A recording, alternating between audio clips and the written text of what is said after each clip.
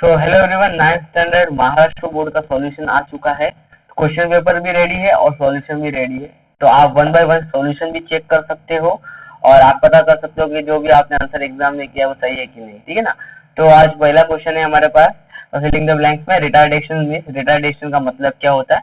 मान लो ये ऑब्जेक्ट उसका वेलोसिटी इधर है और एक्सेलरेशन अपोजिट डायरेक्शन में, तो ये एक्सेलरेशन क्या करेगा, ऑब्जेक्ट के स्पीड को कम करने का काम करेगा। तो यहाँ पे जो एक्सेलरेशन है रिटार्डेशन का काम करेगा और यहाँ पे एक्सेलरेशन निगेटिव हो जाएगा।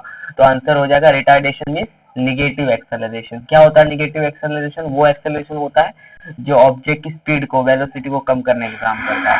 सेकंड क्वेश्चन है, in a collision dot dot is always conserved.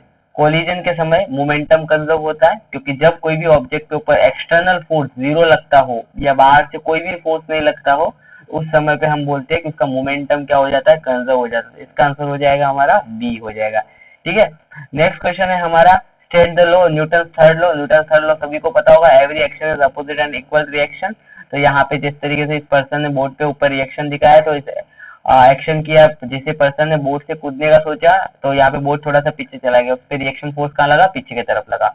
Law of conservation of energy बहुत सिंपल है, आपको पता है यूनिवर्स में जो एनर्जी है वो कंजर्व है। बस क्या होता है, एक फॉर्म से दूसरे फॉर्म में कन्वर्ट होती है। कभी काइनेटिक एनर्जी पोटेंशियल में कन्वर्ट होती है, पोटेंशियल काइनेटिक में कन्वर्ट होती है। तो एनर्जी का कन्वर्जन चलते रहता है। Electrical energy converted into mechanical energy, mechanical energy converted into the electrical energy. तो एनर्जी का कन्वर्जेशन चलते रहता है, बट एनर्जी एक्स्ट्रा क्रिएट नहीं होती कभी भी, जो होती है कांस्टेंट होती है। तो क्वेश्चन आंसर क्या हो जाएगा, energy can neither be created nor be destroyed, it can be convert one form to another form. The total amount of, जो भी टोटल अमाउंट ऑफ एनर्जी जो प्रेजेंट हो जाएगी वो क्या हो जाएगी यूनिवर्स में, remains constant. Okay, so next forward question number 2। इसमें क्वेश्चन नंबर 2 का फर्स्ट वाला है, पॉजिटिव वर्क का मतलब क्या होता है। कॉन्सेप्ट समझिएगा आप, जब फोर्स और डिस्प्लेसमेंट सेम डायरेक्शन में हो, मतलब हमने किसी ऑब्जेक्ट के ऊपर फोर्स लगाया और उसी सेम डायरेक्शन में ऑब्जेक्ट का डिस्प्लेसमेंट हुआ, तो इस समय जो वर्क होगा उससे हम पॉजिटिव कंसिडर करेंगे। तो एग्जांपल में है pushing a box through the distance, क्योंकि हमें एग्जांपल लिखने बोला था।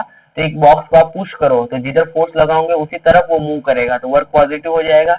Lift a book through a height, एक बुक को अगर आपको उठाना है तो आपको ऊपर की तरफ फोर्स लगाना पड़ेगा और ऑब्वियसली बुक भी ऊपर की तरफ ही आएगी। तो यहाँ पे दोनों केस में वर्क हो जाएगा पॉजिटिव। सेकंड क्वेश्चन है negative work, work done by gravity. देखो ग्रेविटी कहाँ लगती है, नीचे की तरफ लगती है। किसी बॉल को आपने ऊपर फेंका तो वर्क डन बाय ग्रेविटी हो जाएगा निगेटिव, क्योंकि बॉल तो ऊपर जा रहा है और ग्रेविटी का फोर्स कहाँ लग रहा है, नीचे लग रहा है। ठीक है। Work done by friction when walk, जब भी आप चलते हो तो फ्रिक्शन कहाँ लगता है, पीछे की तरफ, और आप कहाँ चलते हो, आगे की तरफ। तो यहाँ पे फोर्स और डिस्प्लेसमेंट में अगेन अपोजिट डायरेक्शन में है, तो वर्क हो जाएगा हमारा निगेटिव। ठीक है, तो बहुत इजी था ये भी। नेक्स्ट क्वेश्चन है डिस्टेंस और डिस्प्लेसमेंट। बहुत अच्छे से मैंने आपको आंसर किया इसका, बहुत सिंपल तरीके से। Actual part travel by object, distance होता है ऑब्जेक्ट ने कितना एक्चुअल में पार्ट ट्रेवल किया। डिस्प्लेसमेंट होता है shortest path between initial and final point, आपका इनिशियल और फाइनल पॉइंट के बीच का सबसे शॉर्टेस्ट पाथ, फर्क नहीं पड़ता आप कौन से डायरेक्शन में मूव करके गए हो। डायरेक्शन इंडिपेंडेंट होता है डिस्टेंस, डिस्टेंस डायरेक्शन पे डिपेंड नहीं करता, डिस्प्लेसमेंट डायरेक्शन पे डिपेंड करता है और उसका डायरेक्शन इनिशियल से फाइनल पॉइंट में होता है। डिस्टेंस एक स्केलर क्वांटिटी है, डिस्प्लेसमेंट एक vector quantity, because depend on magnitude as well as direction. अभी डिस्टेंस की बात करेंगे तो ये ऑलवेज पॉजिटिव होता है, डिस्प्लेसमेंट पॉजिटिव भी हो सकती है, निगेटिव भी हो सकती है। डिस्टेंस का फॉर्मूला बन जाएगा स्पीड इनटू टाइम, डिस्प्लेसमेंट का फॉर्मूला बन जाएगा velocity into time. So as simple as you can see right the formula power and work. You know that power is nothing but work upon time, that is how much work you perform in unit time is called power. आप एक second में कितना काम करते हो उसी को power बोलते हैं, आपकी ताकत बोली जाती है। ठीक है ना। What is the formula for obviously work, work का फॉर्मूला था force dot displacement. You have to remember this is dot, the force dot displacement. This is called scalar product. Okay. Next, what is the distinguish between kinetic and potential energy? So kinetic energy is the energy possessed by body due to the motion. किसी object के पास motion कर रहा है, भाग रहा है, दौड़ रहा है, उसके पास काइनेटिक एनर्जी होगी। और potential energy is the energy possessed by body because of shape और पोजीशन। बॉडी कौन से पोजीशन पे रखी गई है, कितने हाइट पे रखी गई, उस पर डिपेंड करेगा उसकी potential energy.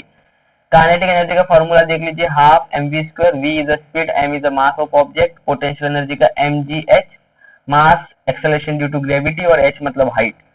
Example, flowing water, चलता हुआ पानी, such as when falling from a waterfall, पानी जब ऊपर से नीचे गिरता है तो ऑब्वियसली उसके पास काइनेटिक एनर्जी होती है क्योंकि वो मोशन में होता है। पोटेंशियल एनर्जी का water at A top of the waterfall before a drop, पानी गिरा नहीं है, वाटरफॉल के टॉप पे, अभी तक गिरना शुरू नहीं हुआ, उस पॉइंट पे वाटर के पास जो एनर्जी स्टोर होगी वो कौन सी होगी, पोटेंशियल एनर्जी होगी। ठीक है, तो यहाँ पे हमने पूरा पीपीटी या पूरा क्वेश्चन पेपर और विद सॉल्यूशन कंप्लीट कर दिया है पार्ट 1 साइंस का। अगर आपको ये वीडियो अच्छा लगा तो प्लीज लाइक कर लो, सब्सक्राइब कर लो और अपने फ्रेंड्स के साथ शेयर कर लेना, तो उनको हेल्प हो जाएगी। और ऑब्वियसली किसी भी एग्जाम की अगर प्रिपरेशन करनी है तो सबसे बेस्ट तरीका जो है वो एक उसके पास से क्वेश्चन पेपर प्रिपेयर करना है। तो अब जब आपका सेमिस्टर आएगा तो ये यूनिट टेस्ट का पेपर है, तो सेमिस्टर में ये पेपर आपको बहुत हेल्प करेगा कि आपको आंसर करना है क्या, और मे भी बहुत सारे क्वेश्चन रिपीट हो सकते हैं। ठीक है, तो thank you so much for watching.